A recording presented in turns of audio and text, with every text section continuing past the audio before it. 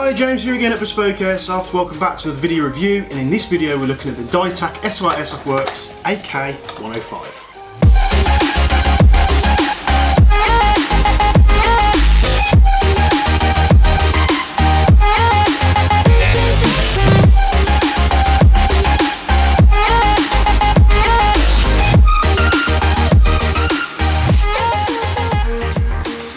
So yes, the slightly bigger brother or sister, however you want to say it, to the Crinc.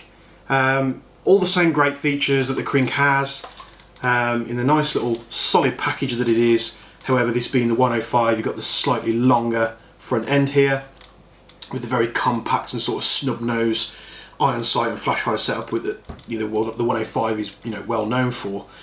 But let's just get the few bits out of the way. If you haven't watched the Crinc video already, go make sure you watch that first, because it's the first one in the series that we did of these AKs.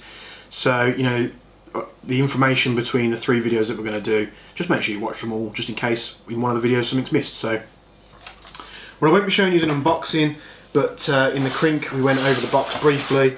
It's a plain cardboard box with labels on the front here, and then you've got like this dense foam lined box, holds it very securely, very nice indeed, sort of reminiscent to sort of the more premium or more expensive line of Cyma AKs, and I think that's who they've used for the OEM on this in terms of just like the body and the sort of the base AK packages, if you want to say that. Obviously the gearbox is different, front ends are different, stock's different. It's very sort of unique in the way that it goes on here. The AK-74 high cap magazine that it comes with, I'm going to go as far to say it is a Cyma AK high cap, but could be wrong, so don't quote me on that. So moving from the front, from the back to the front, we've got a lovely CNC machined stock here. It's got SLR on the stock. You've got QD points fixed into the stock as well for your slings and such. This stock, you just push it up, folds around, and it locks into place. It's going nowhere, it's not going to unfold on you, and then you push it up again, locks into place, very solid, spring loaded, like I say, not going anywhere. We've got this great fire selector that they've put on the side of the body here that has this little extension piece, so your fire control hand can stay exactly where it needs to be. So during a skirmish or a game day or whatever you want to call it, you can manipulate the fire selector and back into safe without taking your hand off the fire control of the rifle itself. So you can you can be set to full auto, for instance, if you're putting down some suppressive fire.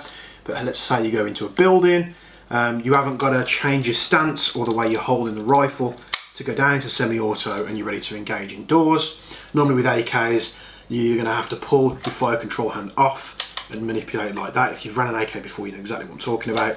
Or you're going to have to hold it like that, to which the rifle's not pointing forward. I suppose you could do it like that and sort of pull your hand over, but either way your eyes are going to be coming off what's down range, and this just makes it a hell of a lot more easier. I would love one of these on my LCT AKs. And this gun is pretty much all full metal apart from the grip and the magazine. Normal style AK polymer grip here, black, suits the rest of the rifle, nothing too here or there about it. The DYTAC have fitted these lovely triggers which are sort of in between a flat and a curved trigger. They're extremely nice. We'll get a look at that on the TDC in just a moment.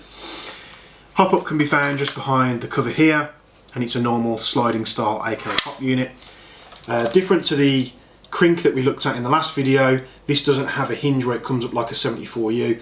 This is like normal style top plate that comes off. Fit your battery, connect it up, you've got a Tamiya connector on there, and then just push it back into place. Still very easy to do, but on the plus side you're getting a more adjustable rear iron sight here, which you can adjust for elevation. Moving to the front, we've got this lovely CNC machined handguard here, and I think this is probably one of the best features of the rifle, if not the stock and the Selector. The two sections of the handguard are like one piece machined out of aluminium. You've got a nice 20mm round the top here, suit with your red dot sights, and if you've got a magnification optic that has good eye relief, you could probably get a good purchase on that as well. But lovely one piece CNC machine handguard here as well. You've got 20mm rail sections all the way around, as well as QD points fitted into the rail, so you can fit your sling wherever you want to do it. You also have M-lock sections fitted into the rail as well, so you can put extra bits and pieces. I think where that gap is where you're going to hold it. And if you wanted to put like a sort of a vertical grip on there, you could do. But these SLR Airsoftworks AKs are so comfortable, and the front end almost feels like it's been designed and machined in a way that it is just the optimum way to hold the rifle. It's very comfortable, the rail sections don't get in the way, there's no sharpness, it's very nice and comfy to use. So, and then you've got all the sections here for your tap lights, your pet boxes, your lasers, anything you want to do. You've got a nice snub nose style front end here, like that's very prominent on the AK105 platforms, depending on who you get them from. It's nice and low profile, not sticking out too far. Nice flash hider, just like on the Crink as well. I believe these are 14mm negative thread, so suppressors and stuff is going to be easy to shove on there. If these are based on the Simers, they're very easy to take apart and upgrade. You know, plenty of upgrade parts on the market for version 3 platforms and AKs.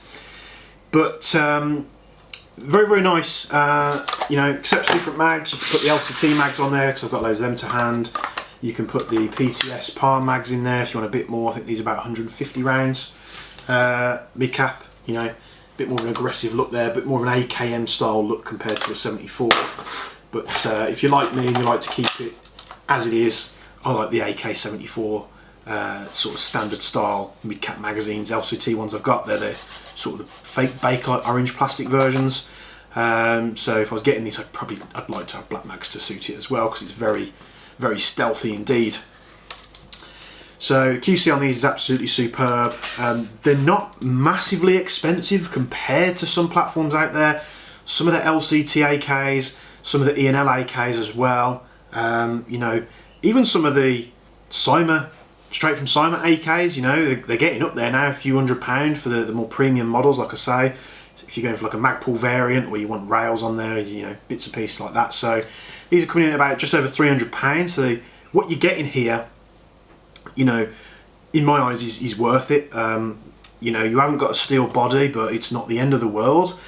You're getting this lovely CNC machine stock here, which I would love. I would love that stock on my PP19, but it's not going to fit as far as I'm aware. And this lovely CNC Machined Handguard, which I think really does make the rifle. It's so comfy, and it just oozes quality. It's very reassuring when you hold it. There's no flex in the rifle, there's no rattle in the rifle. You can hear the clockwork mechanism in the high cap mag there moving. But you know, if you move that and flex in the rifle, and there's no sound coming from it, there's nothing loose at all. So let's get the TDC set up, let's get a closer look at this thing, and then we'll look at the shooting results in just a moment. So here we have the DYTAC SLR Airsoftworks AK105 AEG. Some similarities that you'll see here with the Crink. Of course, it's got the same lovely CNC stock system. The SLR logo on there. Not too bad of a stock at all. QD points on the back there. Moving forward, we've got the Polymer Grip. You know, other AK grips you can get on here and use, not a problem at all. Normal version 3 parts. Polymer AK-74 style high cap mag, and then you'll see that lovely selector that they've got on the side with a nice extension here which enables you to operate with your fire control hand without taking your hand off the grip. This one hasn't marked as easy as the one in the last video, so I'm guessing that Crink might just have a bit of a sharp edge on the selector. You can see a line where it's moved, but there's no scratching or that's gone through the paint. And of course, slightly different top cover here, a bit more conventional AK style top cover that's removable, but still just as easy to get your batteries in there and get these fitted. It's not a problem at all. Same gearbox with a quick spring chain system. As you can see there, as far as the back half of the gun is concerned, it's pretty much the same as the Crink, but then obviously moving forward, slightly different iron sights. Obviously the rear sight is adjustable now. Longer handguard.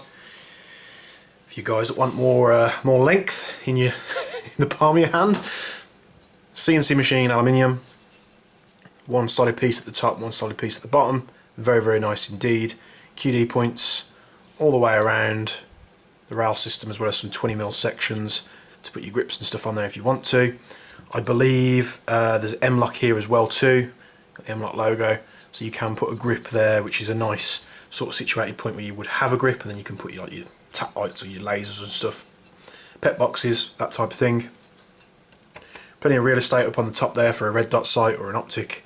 You're probably going to be wanting to be sticking with a red dot because the sight's so far forward, you're probably not going to get the eye relief on a normal sort of magnified optic there. Same steel flash hider, very, very nice indeed.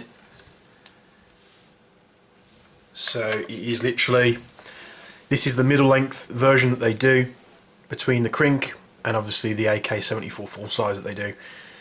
This being the 105, very nice, not too long at all, still very easy and comfy to manipulate in, say, if you go into a CQB environment, especially with that foldable stock. You know, the gun is still very, very small, getting in and out of doorways, corridors, or even vehicles as well. Very, very cool looking, these SLR Airsoftworks AKs, so modern and nice and refreshing, and the front ends on these are just super, super solid.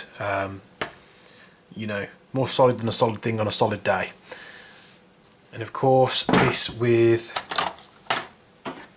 being the same gun, you can obviously put you got a PTS mag there. I was also using a LCT 74 mid cap for the chrono and the accuracy test. I didn't quite fill it up enough, which is, you'll probably hear where it starts to miss on putting a burst of full auto through the chrono. I just hadn't filled the mag up enough. Same hop unit as you'd expect, nice sliding AK hop unit. Very, very nice curved, sort of like in between a curved and a flat style trigger.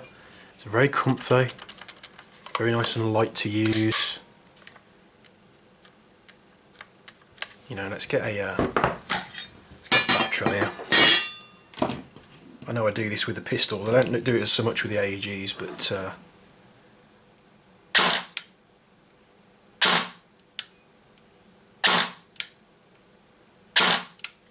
nice and crisp, full auto.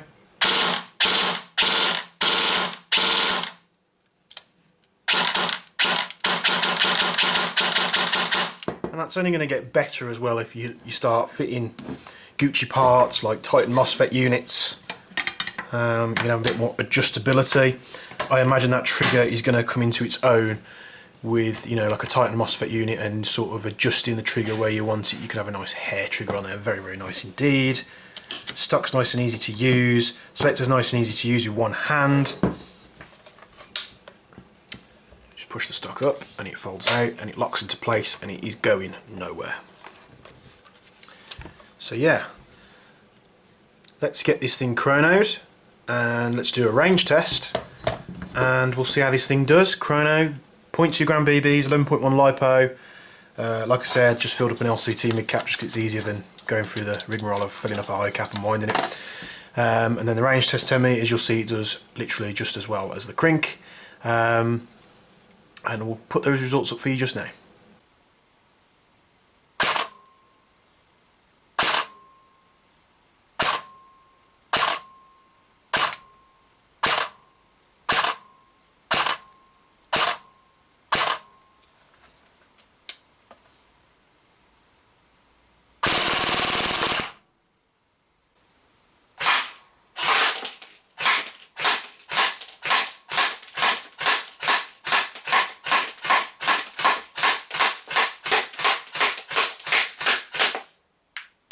So yeah, just like the Crink guys, AK105, superb platform. If the Crink's not your style and you don't want something super short, you want like sort of a mid-length, sort of short barrel rifle SBR style carbine platform, this is going to be the one for you.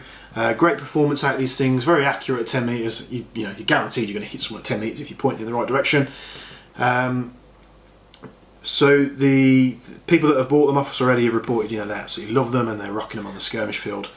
And they are really enjoying the lovely Cnc handguards, and you know, I can completely agree with them. I would love this front end and this stock system on my PP19. It's a little bit lacking in that part, but Very, very solid platform here, extremely good product from DYTAC. In the next video, which is coming up tomorrow, we're going to look at the 74, which is the longest version that they do, and then we're going to get into the B15 carbines that they do. Very, very cool looking M4s.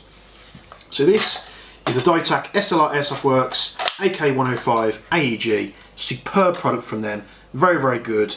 If you're looking to get into an AK platform, you want something a little bit modern looking, but you don't want to go full hog for E&L, like the fancy E&Ls and the LCTs, which can get quite expensive. This is going to be perfect for you. But for this and all the other DYTAC products on our website, check the link in the description below. Hit that link, it'll take you straight to the website where all the DYTAC products are that you can see.